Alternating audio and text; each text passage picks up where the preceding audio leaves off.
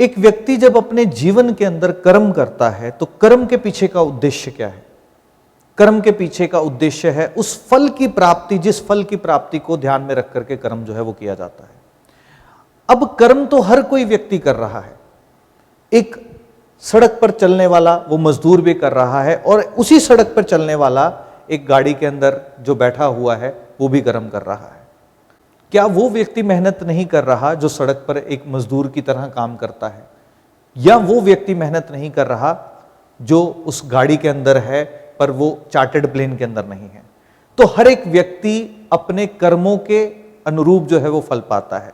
पर क्या जन्म तिथि के अनुसार हम ये जान सकते हैं कि कौन सा व्यक्ति संभाविक रूप से अपने जीवन के अंदर ज्यादा प्रगति कर सकता है?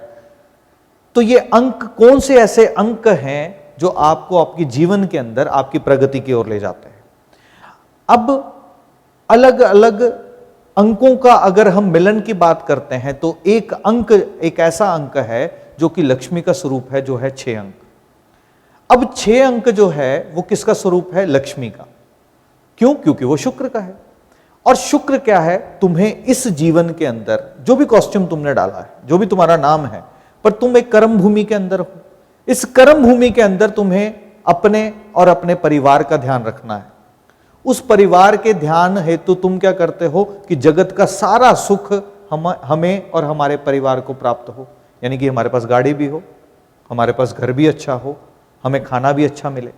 अब कर्म फल हेतु जिस नंबर की पूर्ति, जिसको हम लक्ष्मी का अंक कहते हैं, जो कि 6 है, इसको न्यूमरोलॉजी के तल पर अगर देखा जाए तो कौन कौन से अंक हैं जो 6 का निर्माण करते हैं और कौन से अंक जो हैं वो लक्ष्मी को तुम्हारी ओर आकर्षित करते हैं? पहला अंक है 15 अंक, यानी कि 1 और 5 के मिलन से जो 6 अंक बनता है वो किसको जन्म देता है? लक्ष्मी अंक को। 1 यानी कि सूर्य और 5 यानी कि बुध। सूर्य और बुध का कॉम्बिनेशन जब भी मिलता है तो लक्ष्मी का जन्म होता है। दूसरा कौन सा अंक है? 2 और 4। 2 और 4 यानी कि चंद्र और राहु के मिलन से किसका जन्म हो रहा है? 6 अंक यानी कि शुक्र का। तीसरा अंक कौन सा है? 5 और 1। पहला कौन सा था? 1 और 5 यानी कि सूर्य और बुध। अभी कौन सा है? 5 और 1 यानी कि बुध और सूर्य। और चौथा कौन सा अंक है? 33 अंक।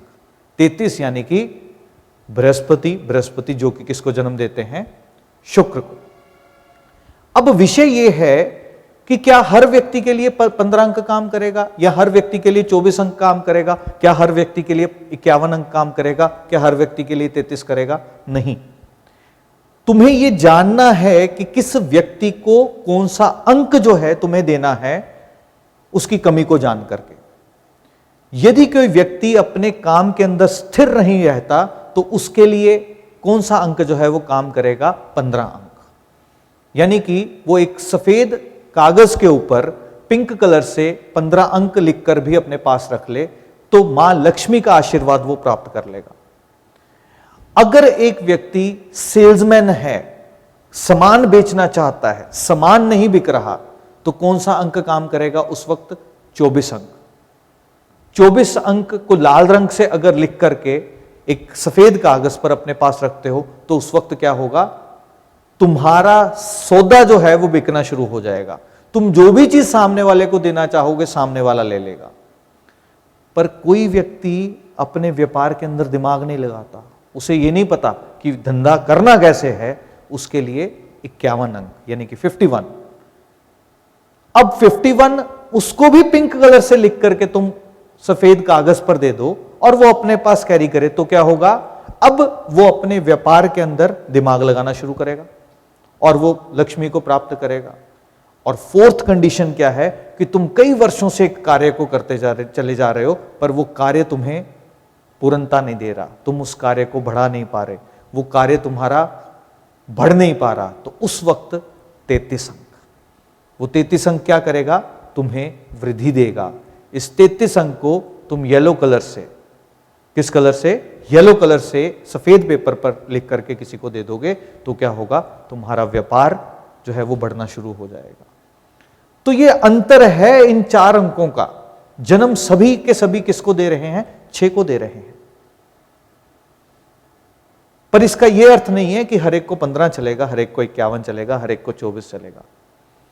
तुम्हें यह देखना है कि कौन सा अंक जो है वो चलेगा, और वो देखने के लिए डिटेल्स को अच्छे से एनालाइज करना, उस ग्रिड के अंदर कौन सा एस्पेक्ट जो है मिसिंग है, किस एस्पेक्ट को तुम्हें पूर्ण करना है, कौन सा अंक साइलेंटली वहां है, कौन सा अंक वहां पे कंप्लीटली मिसिंग है, कौन सा अंक की वाइब्रेशंस रिपीट हो रही हैं, इन सारी चीजों को ध्यान में रख करके फिर तुम एट्रीब्यूट्स के साथ कनेक्ट करना, जो भी मैंने शेयर किया, और एट्रीब्यूट्स के साथ कनेक्ट करके फिर तुम उन अंकों का उपयोग जब करोगे, तो कोई भी इन अंकों का उपयोग करता है तो वो फर्श से अर्श की यात्रा जो है वो कर सकता है।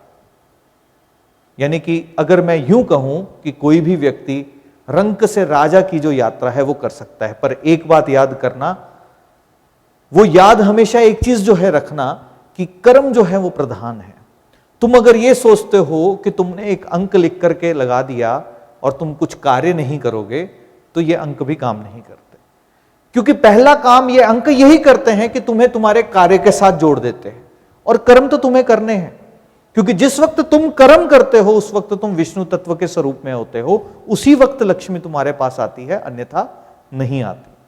तो इन चीजों का ध्यान रखकर आप अपनी जिंदगी के अंदर मां लक्ष्मी की जो कृपा है वो पा सकते हैं।